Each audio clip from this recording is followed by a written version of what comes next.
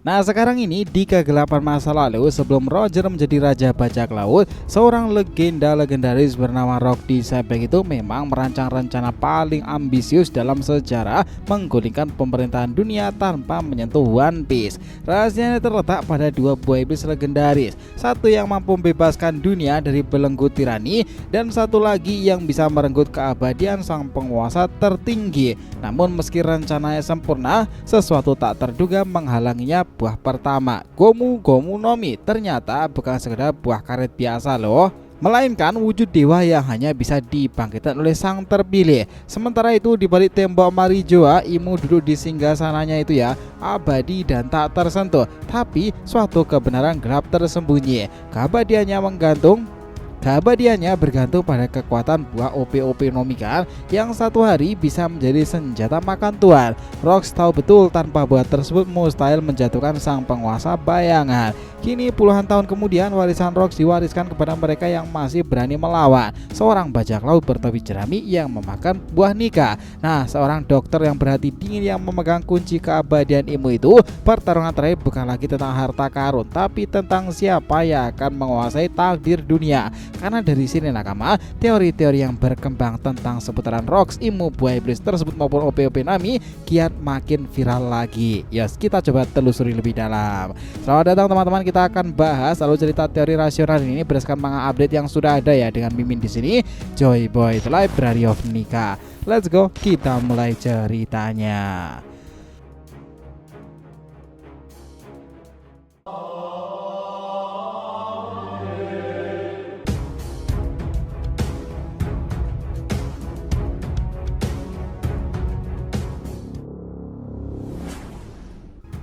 Oh ya, biar terus bisa berinteraksi dengan kalian, subscribe di channel ini ya, dan bantu ramein video ini pula, oke? Disclaimer, ini adalah hipotesa dari teori resmi, bukanlah alur cerita. Kita sudah menandai di bagian atas thumbnail nih, alur teori dan juga alur ceritanya. Jadi feel free nakama lebih menikmati yang versi mana. Yuk, kita masuk ke pembahasannya lagi. Jadi tuh Rock Disebek memang membutuhkan dua buah iblis untuk menggulingkan pemerintahan dunia ya. Salah satunya yang dikenal dan sudah ada di depan mata kita, namun kita tidak menyadarinya, tetapi bukan buah iblis mythical Zoan yang legendaris tersebut, melainkan buah kedua yang mengejutkan karena buah yang kita kira bahkan belum terfikirkan, apalagi jika lebih benar-benar memiliki kedua buah itu. Ini bukan sekedar teori aja, karena Rock tersebut berniat menjungkir balikan pemerintahan dunia tanpa menggulingkan One Piece. Dan jelas pula Sebek tampaknya tidak mengetahui tentang One Piece sama sekali. Menurut pesan Vegapunk dan rangkuman dari Poneglyph itu, apakah ada cara lain untuk menjatuhkan Imu, mengalahkannya dan menguasai dunia tanpa One Piece? Itulah yang menarik, karena dua buah iblis itu telah lama disebut-sebutkan oleh Rock ya. Nah, itu yang diinginkan. Kemungkinan itu berhubungan di Elba pula, yaitu Nika, dan juga yang berhubungan dengan Kuroige sekarang ini. Tapi coba kita telusuri lebih lanjut lebih awal dulu. Secara logisnya nakama, jika kita menyoroti Rock dan juga krunya, tidak ada satupun yang tahu tentang treasure dari One Piece sendiri. Bahkan Roger tidak mengetahui One Piece atau arti D sama sekali. Walau Rock menyampaikan rencana lengkapnya ke para kru, mungkin ia itu menyembunyikan sebagian informasi ya. Namun kita lihat bagaimana setelah pertemuan dengan Imu di bab 1155. Rock sadar bahwa mengalahkan Imu adalah hal yang sangat mustahil. Dan pada bab 1156, narator menyebutkan, kita akan tunjukkan apa yang ada di puncak dunia ini.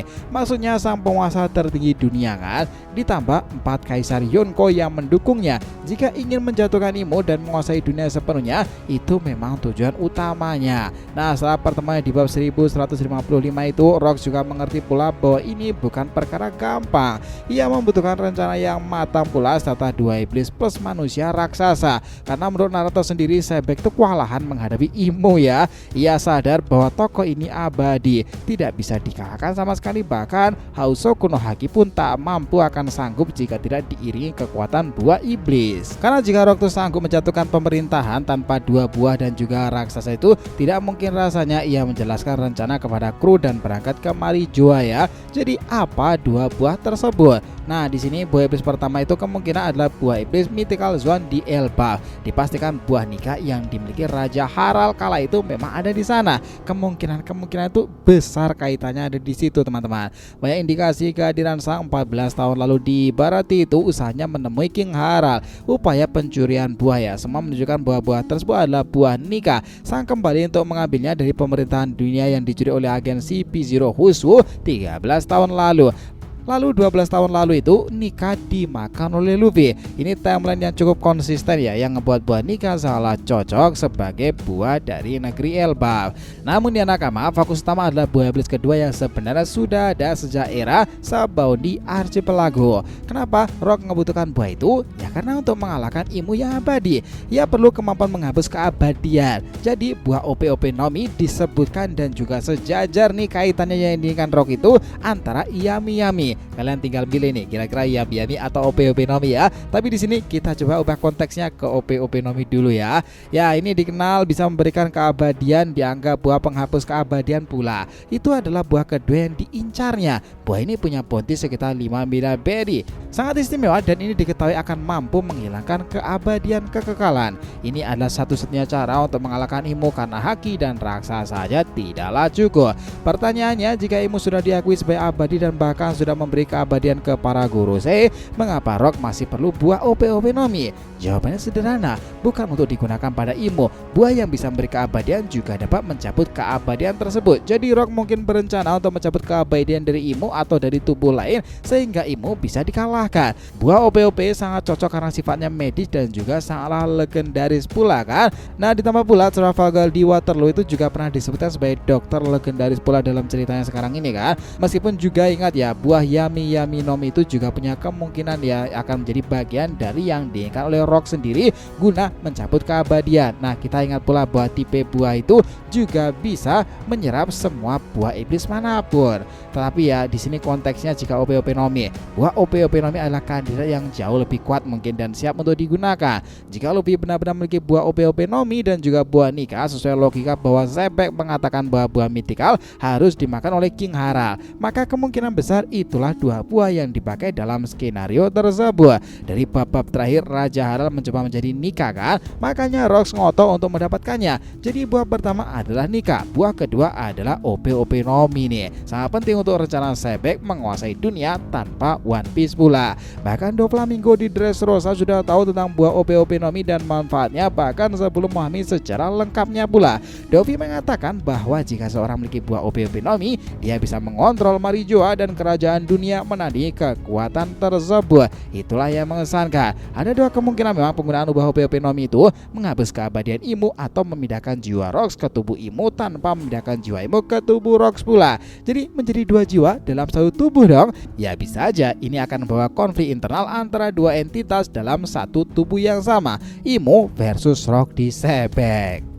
Saat ini ya, Zebek itu tampaknya sangat terinspirasi oleh Davy Jones ya, dan dia juga telah menyebutkannya. Imo saat mendengar nama Davy Jones langsung terguncang tuh, menandakan hubungan antara konsep Davy Jones, Zebek, Whitebeard, Imo atau bahkan Dewi Calypso. Teori mungkin Katrina Devon atau Van Augur mencuri buah OP-OP Nomi untuk menyerang esensinya ya. Juga melibatkan Seraphim yang dipersonifikasikan seperti Saturnus, diperintahkan oleh guru sini. Jika salah satu Seraphim seperti Trafalgar Law itu memiliki buah OP-OP Nomi dan itu runtuh ke tangan Kuroigetis atau bahkan Big Mom, mereka bisa manipulasi seluruh struktur kekuasaan loh sepertinya. Karena itulah fungsi dari OP-OP Nomi dan siapapun penggunanya bakalan mengesankan. Sampai sepertinya mengetahui tentang Treasure Marijoa ya, karena Doflamingo membocorkan informasi itu. Oda menunjukkan Saturnus siap untuk direplikasi oleh Seraphim melalui Katrina Devon. Itu akan bisa membaca jalan sejarah dengan kehadiran dua Saturnus kan. Zebek tampaknya akan manfaatkan info ini dan memperhitungkan kekuatan Marijoa. One Piece versus plan pribadinya pula. Nah, intinya adalah One Piece ini bukan hanya kekuatan, itu adalah ngebuka kebenaran sejarah-sejarah lama. Bahkan jika Rock bisa menggulingkan pemerintahan, dia tetap tidak akan mengungkapkan sejarah jika tidak sampai di Laughtale. Roger mengerti akan hal ini, namun sebagian besar sumber kekuatan seperti senjata legendaris, Uranus, Poseidon atau bahkan Pluton bukan di Laughtale ya.